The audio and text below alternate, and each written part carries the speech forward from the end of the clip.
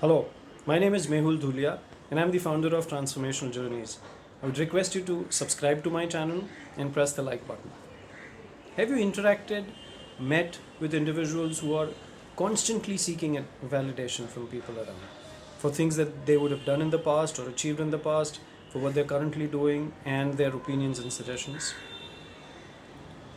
Being appreciated, recognized is great, it's fine, it's imperative, which is one end of the spectrum.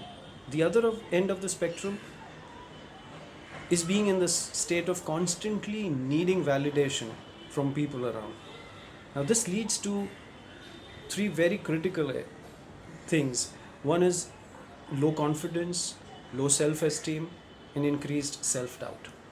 And when one is operating from this three dimensional prism, there are multiple triggers that get manifested. First is difficulty in taking small life decisions or which happen on a daily basis. Second, finding it extremely difficult to accept certain things that have happened in the past or they happen to us. Because one looks at things from a prism of whether am I right or who's right and who's wrong.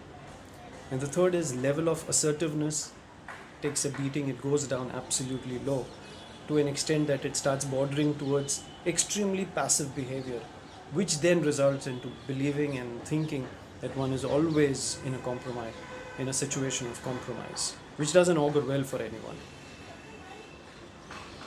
If one is finding oneself to be in that zone, that space, these are triggers one needs to be extremely mindful of and then take corrective actions. These corrective actions are simple but yet effective. This has found merit and has helped a lot of people around.